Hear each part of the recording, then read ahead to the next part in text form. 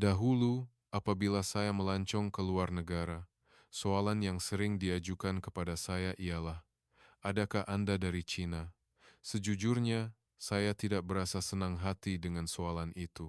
Tetapi, entah sejak bila keadaan berubah sama sekali, semakin ramai orang mula bertanya dengan mata yang bersinar-sinar, "Oh, adakah Anda orang Malaysia?"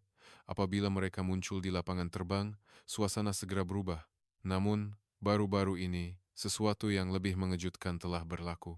Orang dari negara Cina mula meniru tingkah laku mereka, tetapi perbezaan antara yang asli dan tiruan dapat dibezakan dalam masa 3 saat. Nampaknya, yang asli memiliki DNA yang berbeza. Dari lapangan terbang hingga ke pusat membeli belah, kaedah istimewa untuk membezakan yang asli dan tiruan telah muncul di mana-mana. Malah, pramugari Emirates Airlines berebut untuk mengendalikan penerbangan mereka. Apa sebenarnya yang membuat mereka begitu istimewa? Dan mengapa orang dari Cina begitu ingin meniru mereka? Ia bermula pada suatu pagi, jam 5:15 pagi. Saya sedang menikmati kopi pagi saya di sebuah kafe kegemaran berhampiran Dubai Mall. Di luar tingkap, Burj Khalifa perlahan-lahan menampakkan dirinya dalam cahaya fajar yang samar. Pemandangan bangunan tertinggi di dunia, bermandikan cahaya matahari pagi, bertukar menjadi kemasan, sentiasa mengagumkan. Waktu itu masih tenang, sebelum para pelancong mula membanjiri tempat itu, dan saya menikmati ketenangan itu dengan sepenuh hati. Segalanya tampak seperti pagi biasa. Kemudian telepon saya berdering. Melihat nama yang tertera di skrin telepon, jantung saya berdebar kencang. Khalid Al-Mansur, Ketua Operasi Terminal 3, Lapangan Terbang Antarabangsa Dubai. Seorang veteran dengan pengalaman 18 tahun dalam bidang ini, panggilannya pada awal pagi begini bukanlah sesuatu yang biasa. Fatimah San, suaranya bergetar. Khalid adalah lelaki paling tenang yang saya kenal. Dia jenis yang akan menganalisis situasi sambil minum kopi, walaupun enjin pesawat terbakar. Melihat dia berasa cemas begini, jelas ada sesuatu yang sangat serius telah berlaku. Bolehkah Anda datang ke lapangan terbang sekarang? Ada apa? Bukan serangan pengganas kan? Tidak, ini lebih daripada itu, sesuatu yang tidak dapat dijelaskan. Dia terdiam seketika, lalu berkata sesuatu yang sukar dipercayai. Pelancong dari satu negara tertentu sedang mengubah keseluruhan sistem lapangan terbang kami. Seolah-olah mereka datang dari dimensi yang berbeza. Saya hampir menjatuhkan cawan kopi saya. Mengubah sistem? Orang dari dimensi yang berbeza? Lapangan terbang antarabangsa Dubai adalah hub antarabangsa terbesar di dunia, mengendalikan 90 juta penumpang setahun. Ia dikenali sebagai jantung Emirates Airlines. Tidak masuk akal untuk mempercayai bahwa sistem di tempat seperti itu boleh berubah karena pelancong dari satu negara tertentu. Khaled San, bolehkah Anda terangkan dengan lebih terperinci? Sukar untuk menerangkan melalui telepon. Anda perlu melihatnya dengan mata sendiri. Mari kita berjumpa di ruang VIP Terminal 3 awal pagi esok. Saya akan tunjukkan segalanya. Selepas menamatkan panggilan, saya duduk terpinga-pinga seketika. Di luar tingkap, Burj Khalifa bersinar keemasan, tetapi pikiran saya penuh dengan kekeliruan. Sebagai seorang wartawan selama 15 tahun, saya telah membuat liputan banyak insiden, daripada skandal di Raja hingga proyek pembangunan mega. Tetapi getaran dalam suara Khalid itu adalah sesuatu yang saya tidak pernah rasai sebelum ini. Petang itu, saya tidak dapat menahan diri dan memutuskan untuk pergi bertemu Khalid. Rasa ingin tahu saya tidak dapat dibendung. Dalam perjalanan ke lapangan terbang dengan teksi, kegelisahan saya semakin memuncak. Pemandu teksi melirik saya melalui cermin pandang belakang. "Cik, seorang wartawan kan? Ada apa-apa berlaku di lapangan terbang?" Sejak pagi, suasananya agak pelik.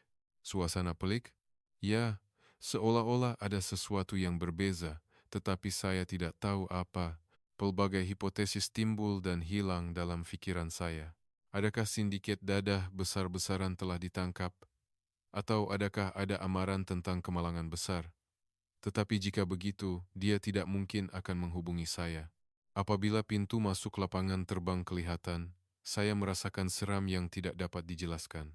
Insting saya sebagai wartawan selama 15 tahun menjerit. Ini bukan sekadar insiden biasa. Sesuatu yang luar biasa sedang berlaku. Tetapi pada masa itu, saya masih tidak tahu. Apa yang bakal saya saksikan bukan sekadar berita, tetapi permulaan revolusi yang akan mengubah sepenuhnya norma industri pelancongan dunia. Apabila saya tiba di ruang VIP Terminal 3, Khaled sudah menunggu. Tiada lagi penampilan tenang yang biasa, wajahnya terpancar keletihan, bercampur dengan kegembiraan yang kuat. Fatimah San, terima kasih banyak kerana datang. Dia menggenggam tangan saya erat. Tangannya bergetar. Apa yang telah berlaku? Khaled melihat sekeliling, lalu merendahkan suaranya. Sesuatu yang benar-benar aneh sedang berlaku di lapangan terbang kita. Pelancong dari satu negara tertentu sedang mengubah sistem kita sendiri. Bagaimana saya harus menjelaskannya? Mengubah sistem? Ya, malah mereka sedang mengubah cara kerja kaki tangan kami. Pada mulanya, saya pikir ia adalah kebetulan, tetapi sekarang saya yakin ini bukan kebetulan. Saya bersandar di kerusi, merenung kata-katanya. Lapangan terbang antarabangsa terbesar di dunia yang digunakan oleh 90 juta orang setahun sedang berubah karena pelancong dari satu negara tertentu, sukar untuk dipercayai. Dari negara mana orang-orang itu? Khaled tersenyum misteri. Anda akan tahu apabila Anda melihatnya dengan mata sendiri. Bolehkah Anda datang jam 5 pagi esok? Pagi Rabu dan Jumat adalah waktu mereka tiba dalam jumlah yang besar. Matanya bersinar. Dan yang paling pelik, fenomena ini sudah bermula dari dalam pesawat lagi. Ia menjadi topik hangat di kalangan kru kabin. Saya mengangguk, memutuskan untuk menunggu esok. Sepanjang perjalanan pulang, kata-kata Khaled tidak lekang dari pikiran saya. Siapakah orang-orang yang dikatakan sedang mengubah sistem lapangan terbang terbesar di dunia ini? Keesokan paginya, jam 4.30 pagi, saya menggosok mata dan meninggalkan rumah. Subuh di Dubai masih gelap dan sunyi, tetapi dada saya berdebar kencang dalam perjalanan ke lapangan terbang. Apakah rahasia yang Khaled ceritakan itu? Apabila saya tiba di Terminal 3, Khaled sudah menunggu dengan 2 cawan kopi. Saya sudah lama menunggu Anda. Penerbangan dari Klia akan tiba pada jam 5.40 pagi ini. Klia? Penerbangan dari Malaysia? Khaled mengangguk. Ya, dan apabila penerbangan itu tiba, lapangan terbang ini akan berubah menjadi tempat yang sama sekali berbeza. Kami bergerak ke kawasan kawalan trafik udara yang menghadap ke tingkat ketibaan. Di sebalik tingkap kaca besar, terminal yang luas membentang sejauh mata memandang. Terminal terbesar di dunia. Setiap kali melihatnya, saya sentiasa kagum dengan keluasan ini. Lihat sana, Khaled menunjuk. Penumpang mula berduyun-duyun keluar dari beberapa pintu gerbang secara serentak. Dari London, New York, Bangkok, orang dari pelbagai kewarganegaraan bercampur baur dan tersebar ke serata tempat. Orang menyeret bagasi, terhuyung-hayang. Ada yang tersesat dan mencari-cari jalan. Ini adalah pemandangan biasa di lapangan terbang antarabangsa pada waktu pagi. Itu adalah pemandangan biasa. Huru-hara dan tidak teratur kan? Khaled bertanya. Tinggal 5 menit lagi penerbangan Klia akan tiba. Saksikan dengan mata sendiri bagaimana tempat ini akan berubah. Saya menunggu dengan penuh debaran. 5 menit terasa seperti 1 jam. Tiba-tiba, pengumuman kedengaran. Penerbangan Emirates Airlines dari Kuala Lumpur kini telah tiba. Saya membuka mata luas-luas dan merenung ke arah pintu gerbang. Dan pada saat berikutnya, saya terengah-engah melihat pemandangan di hadapan saya. Puluhan orang keluar dari pintu gerbang, tetapi pergerakan mereka sama sekali berbeza. Mereka bergerak dengan teratur, seolah-olah satu organisme. Tiada siapa yang mencari-cari, tiada siapa yang tersesat. Semua orang bergerak lancar seperti air mengalir, seolah-olah mereka tahu dengan tepat kemana hendak pergi. Apa itu? Saya berbisik tanpa sadar. Setiap minggu begini. Saya masih heran setiap kali melihatnya. Suara Khaled masih diselubungi rasa terkejut. Apa yang lebih mengejutkan ialah telepon pintar di tangan mereka. Semua orang melihat skrin yang serupa. Saya kemudian mengetahui bahwa ia adalah aplikasi yang berkongsi lokasi dengan rakan-rakan secara masa nyata. Ia sangat tepat dan sistematik, seolah-olah mereka menerima navigasi satelit. Kerana mereka, sistem lapangan terbang kita sedang berubah, kata Khaled dengan wajah serius. Dan hari ini, Fatimah San, Saya ada seseorang yang istimewa untuk diperkenalkan kepada Anda. Seorang pramugari yang baru sahaja tiba dengan penerbangan itu. Anda akan lebih terkejut apabila mendengar ceritanya. Dipimpin olehnya, saya mula berjalan. Pemandangan yang saya lihat sebentar tadi masih tidak lekang dari pikiran saya. Kata-kata Khaled bahwa ia bermula dari dalam pesawat berlegar-legar di kepala saya. Apa sebenarnya yang berlaku di dalam kabin? Khaled membawa saya ke ruang rehat khas untuk kru kabin Emirates Airlines. Sambil berjalan melalui kawasan keselamatan dan koridor yang panjang, saya masih teringat pemandangan tadi. Mereka teratur seperti tentara, namun lebih alami daripada tentara. Perasaan aneh itu tidak lekang dari pikiran saya. Apabila pintu ruang rehat terbuka, seorang wanita berdiri menyambut kami. Dia memegang topi merah, simbol Emirates Airlines. Pria desa. Selamat berkenalan. Dia seorang wanita berketurunan India. Bahasa Inggrisnya mempunyai sedikit logat India, tetapi suaranya jelas dan yakin. Pria adalah ketua pramugari dengan pengalaman 12 tahun. Dia terutamanya mengendalikan laluan Tokyo. Khaled memperkenalkan, laluan Tokyo? Ya, dan laluan inilah yang mengubah hidup saya, kata pria sambil tersenyum. Matanya bersinar dengan cahaya istimewa. Kami duduk di tepi tingkap, pemandangan landasan terbang sungguh indah. Pria menghirup kopi, lalu mula bercerita. Selama 12 tahun sebagai pramugari, saya telah melihat orang dari pelbagai negara, Amerika, British, China, Rusia. Setiap negara ada ciri khasnya, tetapi saya tidak pernah menyangka ada perbezaan yang begitu besar. Dia terdiam seketika. Tetapi orang Malaysia sangat berbeza. Apabila saya pertama kali melihat mereka, saya benar-benar terkejut. Seolah-olah mereka datang dari masa depan. Apa perbezaan yang paling ketara? Ia berbeza sejak mereka menaiki pesawat. Penumpang lain akan berkeliaran mencari tempat duduk mereka, atau teragak-agak di mana hendak meletakkan bagasi mereka. Laluan akan sesak, dan barisan panjang akan terbentuk di belakang. Biasanya, untuk 150 penumpang naik ke pesawat, ia mengambil masa 30 menit. Pria mengangkat jarinya. Tetapi apabila kumpulan orang Malaysia menaiki pesawat, ia selesai dalam 15 menit. Semua orang tahu tempat duduk mereka dengan tepat. Tiada siapa yang bertanya. Bagasi juga diletakkan dengan sempurna di rak penyimpanan atas, seperti Tetris. Tiada 1 milimeter ruang pun yang terbuang. Sungguh menakjubkan. Saya sendiri sering menaiki pesawat dan beberapa kali menghadapi masalah dengan bagasi. Dan apabila mereka duduk, mereka segera mengikat tali pinggang keledar. Sebelum kami memberi arahan, telepon pintar mereka juga sudah ditetapkan dalam mod penerbangan. Wajah pria menjadi lebih serius. Tetapi yang paling mengejutkan ialah waktu hidangan dalam pesawat. Ini benar-benar sukar dipercayai.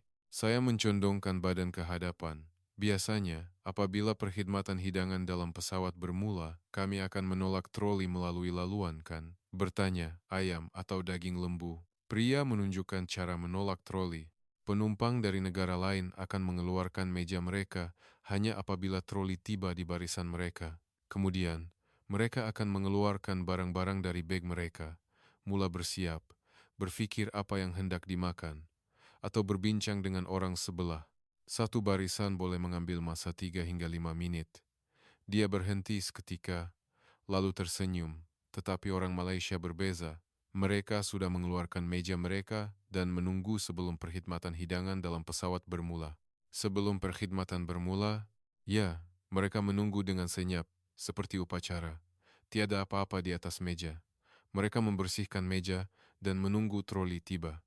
Dan apabila kami tiba, mereka sudah memutuskan apa yang hendak dimakan. Pria merendahkan suaranya. Apabila saya pertama kali melihatnya, saya meremang bulu roma. Anda boleh mengenalinya dengan segera. Orang yang mengeluarkan meja dan duduk diam.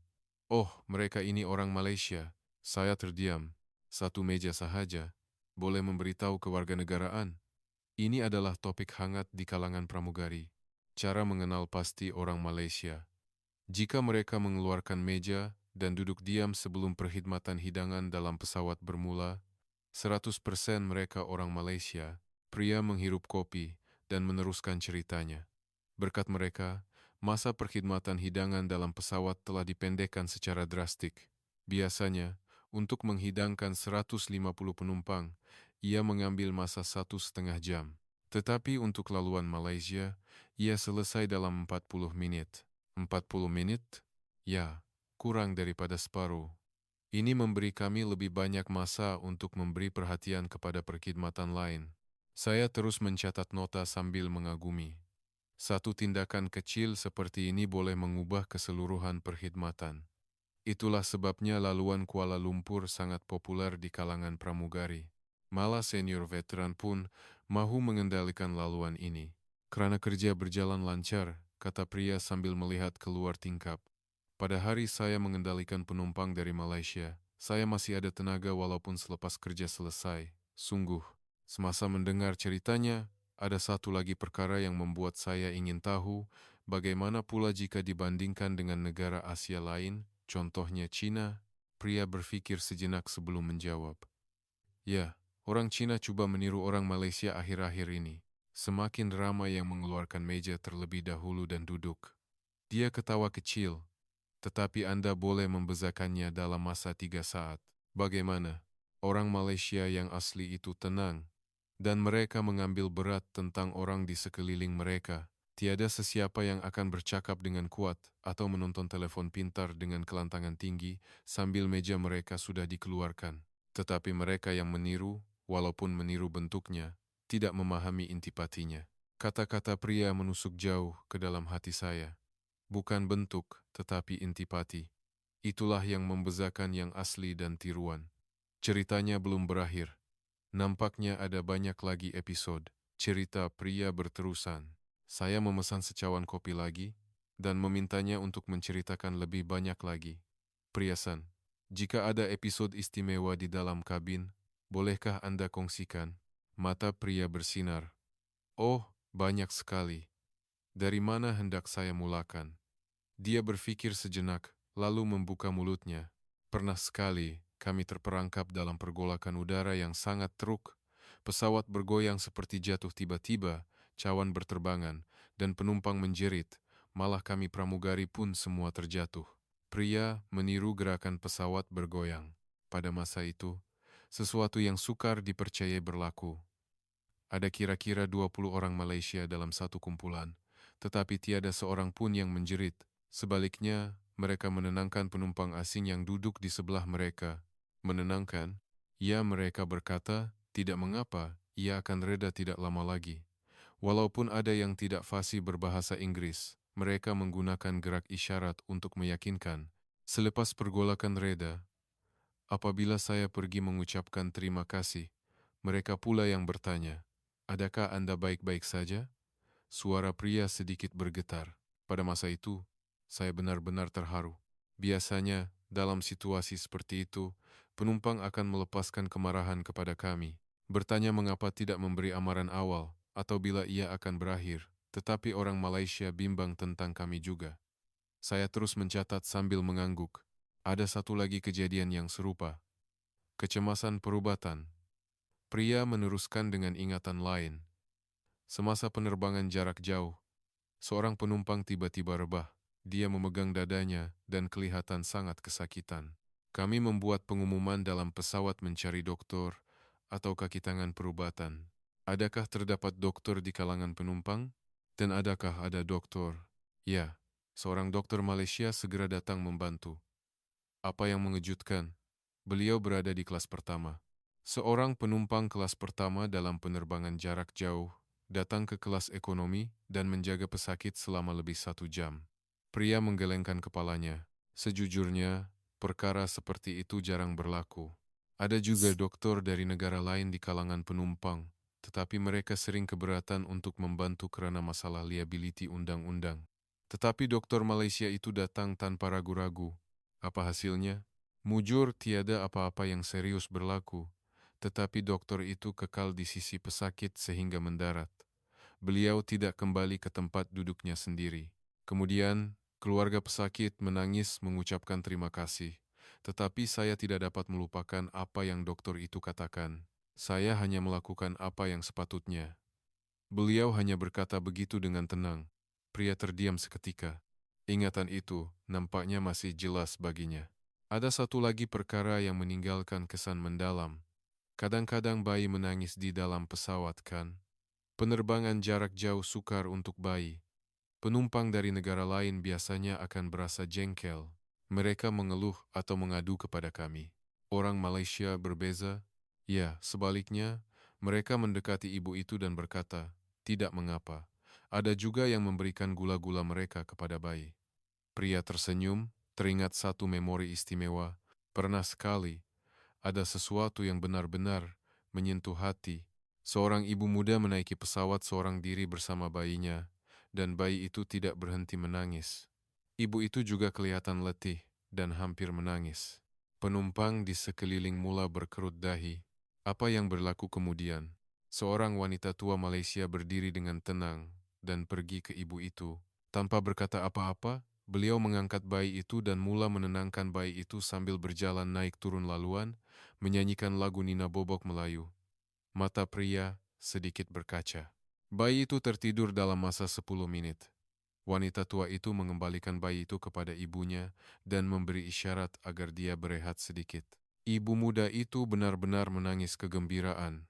Dada saya juga terasa hangat. Kisah seperti ini berlaku di dalam pesawat. Itulah sebabnya di kalangan pramugari, penumpang Malaysia digelar penumpang malaikat, katanya. Penumpang malaikat. Kata-kata itu sangat mengagumkan. Ada juga cara untuk mengenal pasti orang Malaysia berdasarkan meja, kan? Pria mula membilang dengan jari. 1. Mengikat tali pinggang keledar sebaik sahaja naik pesawat. 2. Susunan bagasi sempurna, seperti Tetris. 3. Mengeluarkan meja sebelum hidangan dalam pesawat dan menunggu dengan senyap. 4. Tidak pernah bercakap dengan kuat. 5. Mengumpulkan semua sampah menjadi satu. Dia menunjukkan 5 jarinya. Jika 4 atau lebih daripada ini dipenuhi, 100% mereka orang Malaysia. Saya tidak pernah salah. Saya tidak dapat menahan ketawa. Macam ujian pengenal pastian orang Malaysia. Kami bergurau di kalangan kami, cara paling cepat mencari orang Malaysia. Dalam pesawat, ialah mencari orang yang mengeluarkan meja mereka dan duduk sebelum hidangan dalam pesawat, tambah pria. Oh, dan cara mereka mengemas selepas makan juga sangat hebat. Penumpang lain akan meletakkan sampah yang sudah makan secara bersepah di atas dulang. Cawan di sini, tisu di sana, penutup di sana. Sangat sukar bagi kami untuk mengemasnya, dia mengeluh. Tetapi orang Malaysia akan mengumpulkan semua sampah yang sudah makan menjadi satu dan membersihkan dulang. Ada juga yang mengasingkan mengikut jenis bekas. Sangat mudah bagi kami untuk mengumpulnya. Bagaimana jika dibandingkan dengan penumpang dari negara lain? Tidak boleh dibandingkan. Sejujurnya, penumpang Rusia sangat banyak permintaan. Bawa ini, bawa itu. Pernah sekali ada yang memesan 5 botol vodka dan akan marah jika tiada, katanya merendahkan suara. Kumpulan pelancong Cina pula sering bising. Bercakap dengan kuat atau menelepon. Kabin kadang-kadang dipenuhi dengan bau mie segera. Sudah tentu, tidak semua begitu, tetapi secara purata. Ya, jadi, kumpulan pelancong Cina yang coba meniru orang Malaysia itu, ya, mereka mengeluarkan meja terlebih dahulu atau coba berdiam diri. Tetapi Anda boleh membezakannya dalam masa 3 saat. Intipatinya berbeza. Priasan, adakah Anda belajar bahasa Melayu juga? Dia ketawa kecil, sedikit sahaja. Terima kasih, selamat pagi, sila. Saya boleh sebut yang ini. Mengapa? Karena orang Malaysia sangat gembira. Apabila saya menyapa mereka dalam bahasa Melayu, mata mereka akan bulat dan mereka akan kelihatan gembira. Melihat wajah itu membuat saya juga gembira. Pria menyambung. Semua pramugari kini mula belajar bahasa Melayu, ucapan mudah atau terima kasih, untuk digunakan apabila mengendalikan penerbangan ke Kuala Lumpur. Adakah Anda tahu bahwa soalan yang kami ajukan kepada penumpang dari Asia telah berubah baru-baru ini? Mata pria bersinar. Dulu, apabila kami melihat penumpang dari Asia, kami akan bertanya, adakah Anda dari Cina? Karena pelancong dari Cina adalah yang paling ramai. Tetapi sejujurnya, tidak ramai yang gembira ditanya soalan itu, terutama orang dari Malaysia atau negara lain. Tetapi sekarang berbeza. Kami bertanya dengan wajah teruja, Adakah Anda orang Malaysia? Dengan wajah yang penuh rasa ingin tahu. Mengapa ia berubah? Apabila jawabannya ya, saya orang Malaysia, kami berasa lega. Oh, penerbangan kali ini pasti selesai. Dan memang begitu, kata pria serius. Saya tidak pasti bila ia bermula dengan tepat. Tetapi yang pasti soalan, adakah Anda orang Malaysia? Kini terasa seperti pujian. Seperti adakah Anda orang dari negara yang sama dengan orang-orang hebat itu? Itu maksudnya. Pada saat itu, saya jelas merasakan ada perubahan besar sedang berlaku. Ini bukan sekadar perbezaan dalam gaya melancong. Satu budaya sedang mengubah persepsi orang di seluruh dunia. Pria, Anda perlu bersiap untuk penerbangan seterusnya, bukan? Ya, saya perlu pergi. Akhir sekali, izinkan saya katakan satu perkara, katanya dengan wajah serius. Sepanjang 12 tahun, sebagai pramugari, saya telah melihat orang dari pelbagai negara. Tetapi ini kali pertama saya bertemu dengan orang yang begitu berbudi bahasa dan mengambil berat seperti orang Malaysia. Saya rasa ia bukan sekadar individu, tetapi budaya mereka sendiri yang membuat mereka begitu. Pria berdiri dan menghulurkan tangan untuk berjabat. Fatimah-san, tolong sampaikan cerita ini kepada ramai orang. Dunia perlu tahu bagaimana orang dari satu negara tertentu berkelakuan di udara. Saya menggenggam tangannya erat. Ya, saya pasti akan. Terima kasih banyak-banyak. Selepas pria pergi, saya duduk di kerusi sebentar. Di luar tingkap, pesawat Emirates berlepas. Mungkin di dalam pesawat itu pun, seseorang sedang mengeluarkan meja terlebih dahulu dan duduk diam. Memikirkan itu, perasaan terharu yang aneh timbul. Khaled datang ke sisi saya. Bagaimana? Saya benar-benar terkejut. Sesuatu seperti ini berlaku di dalam pesawat. Seterusnya, saya akan tunjukkan apa yang berlaku di kaunter daftar masuk. Ini juga pemandangan yang sukar dipercayai. Mengikuti Khaled, kami bergerak ke kawasan kaunter daftar masuk. Walaupun masih awal pagi, sudah ada barisan panjang di hadapan kaunter. Itulah pemandangan daftar masuk biasa. Khaled menunjuk ke arah barisan di mana seorang penumpang sedang bercakap dengan kaki tangan kaunter selama lebih 5 menit. Dia mencari paspor, membelek-belek bag, dan kelihatan seperti sedang mengeluarkan sesuatu selepas diberitahu tentang berat bagasi berlebihan. Masa daftar masuk purata ialah 5 hingga 7 menit seorang. Jika ada masalah berat berlebihan, ia boleh melebihi 10 menit. Tetapi lihat sana. Dia menunjuk ke arah sekumpulan orang yang dipercayai orang Malaysia sedang beratur. Ada kira-kira 30 orang, tetapi yang menakjubkan adalah cara mereka menunggu. Semua orang sudah memegang paspor di tangan, dan bagasi mereka juga tersusun rapi. Mari kita kira masanya. Khaled menekan jam randik.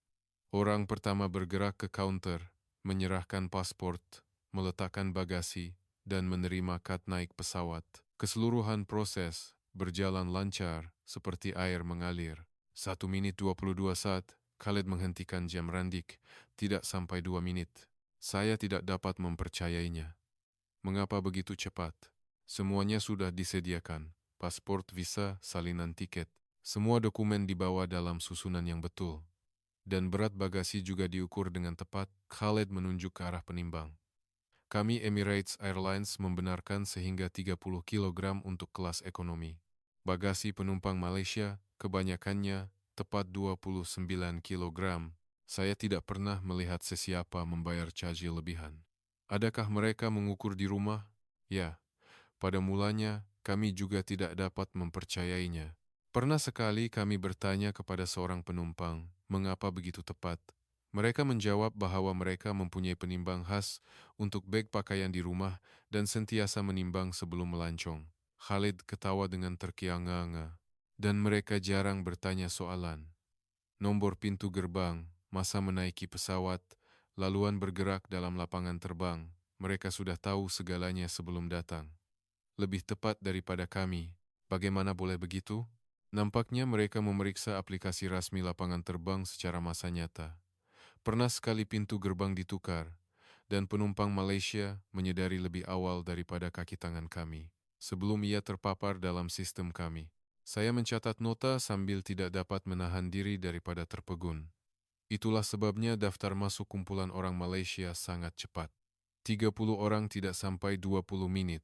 Orang dari negara lain akan mengambil masa 1 jam. Khaled mengeluh. Pada mulanya, kami pikir kami telah melakukan kesilapan. Karena ia selesai terlalu cepat, kami takut kami terlupa prosedur. Kami sampai ke tahap memeriksa semula.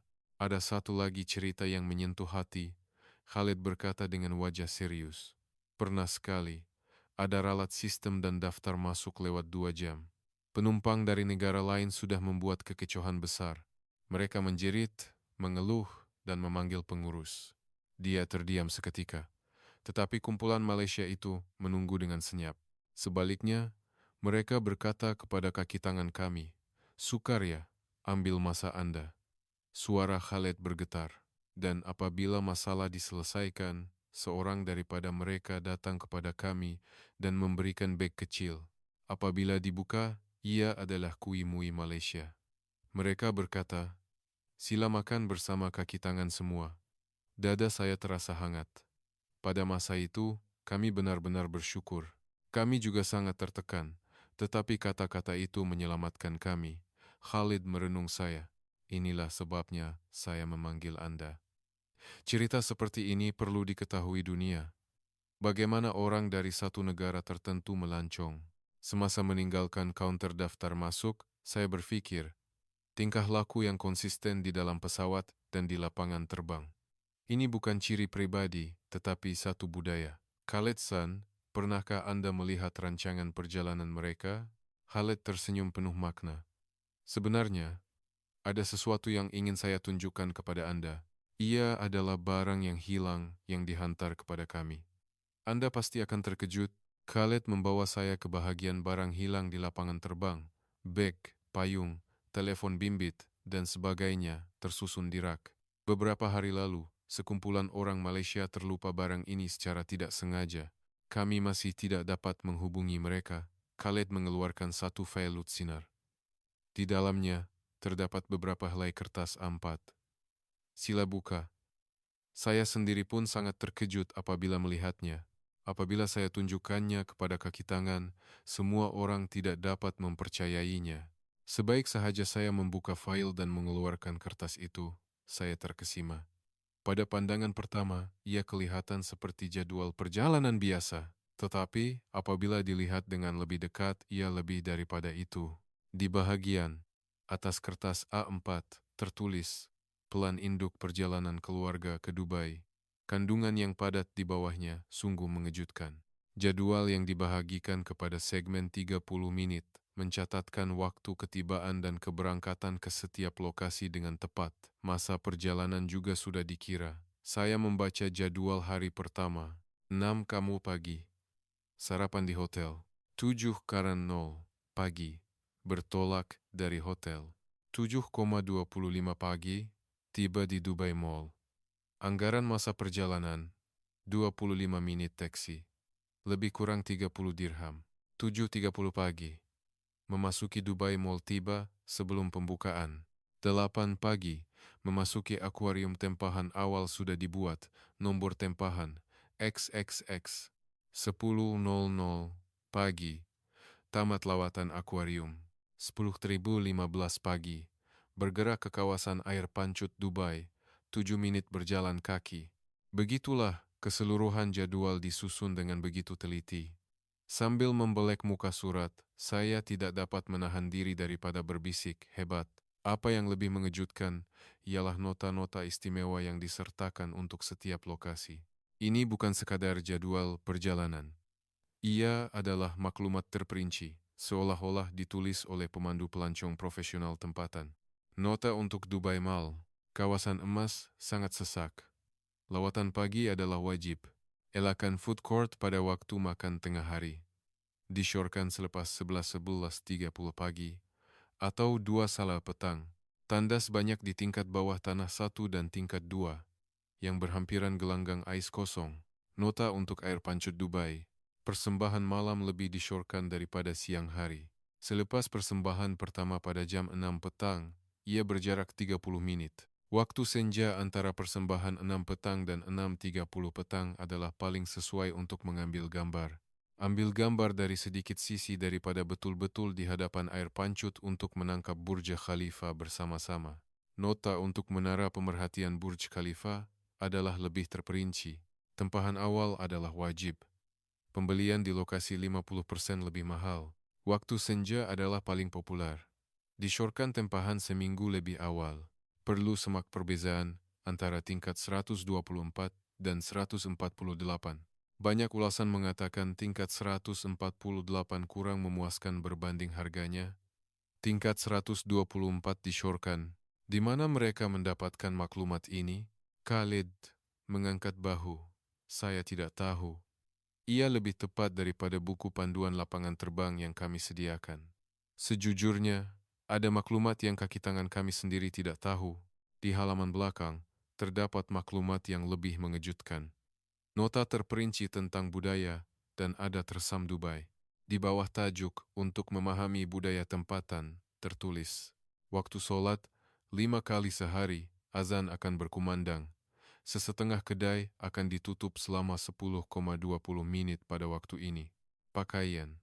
Bebas di dalam pusat membeli belah, tetapi elakkan pakaian terlalu mendedah. Semasa melawat masjid, seluar panjang dan baju lengan panjang adalah wajib. Wanita perlu menyediakan selendang.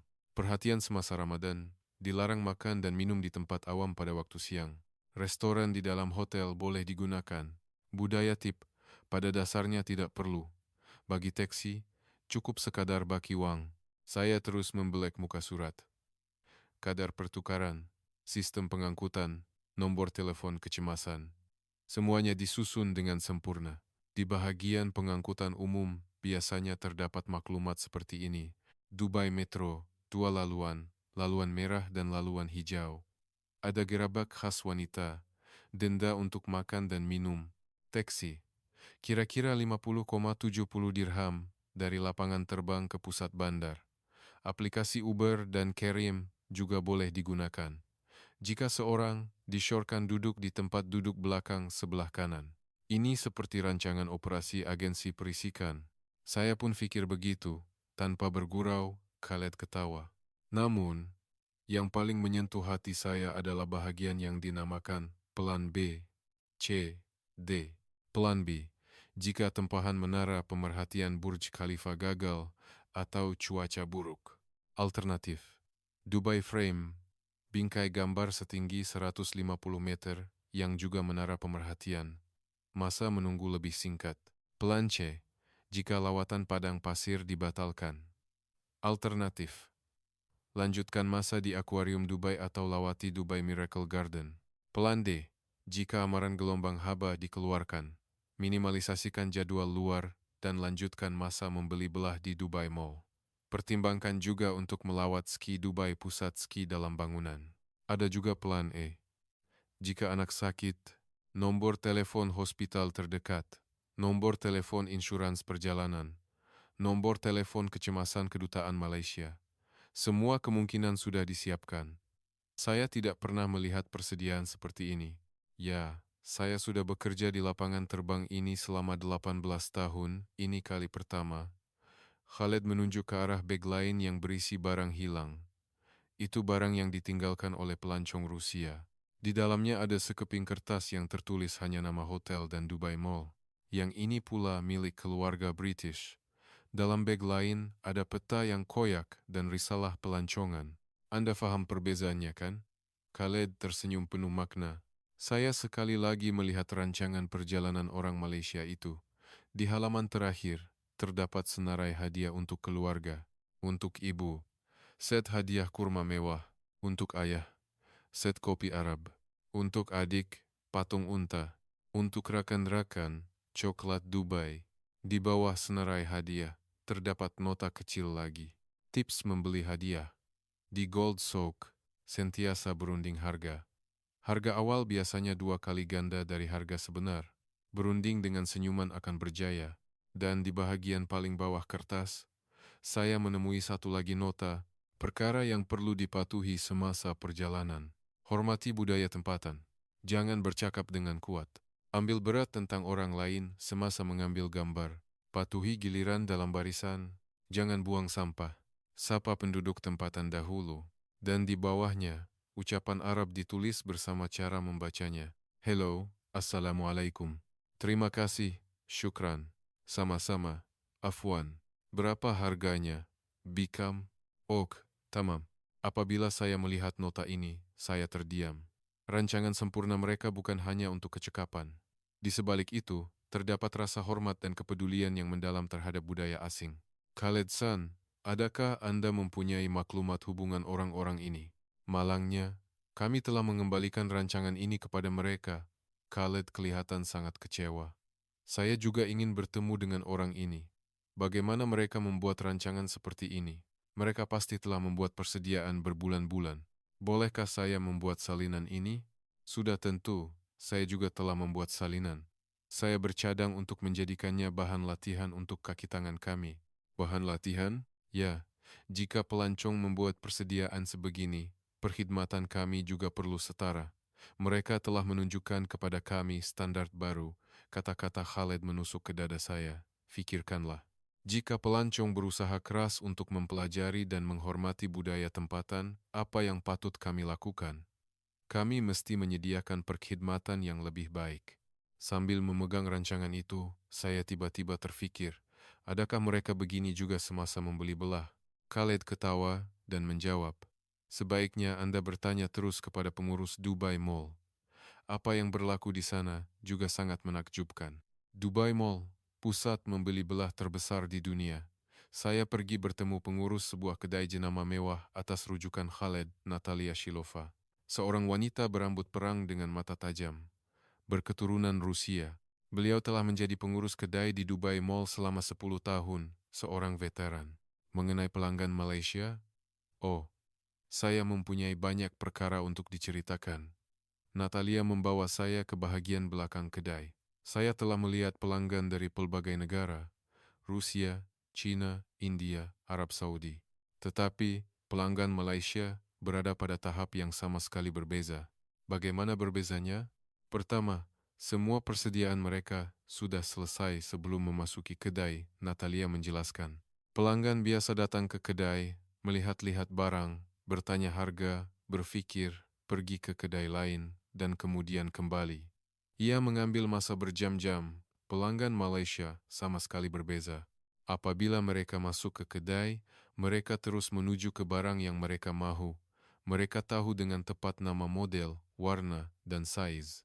Seperti, adakah Anda mempunyai bag Chanel Classic Flap size sederhana, warna hitam, kulit kaviar, dengan rantai emas? Begitu, Natalia ketawa. Pada mulanya, saya terkejut. Pelanggan lebih tahu tentang produk daripada saya. Pernah sekali, mereka memberitahu saya tarikh ketibaan produk baru. Bagaimana mereka tahu? Mereka kata mereka meneliti semuanya di rumah. Mereka menyemak maklumat produk di internet, membandingkan harga, malah mengira kadar pertukaran mata wang. Mereka membandingkan semua harga antara Dubai dan Kuala Lumpur.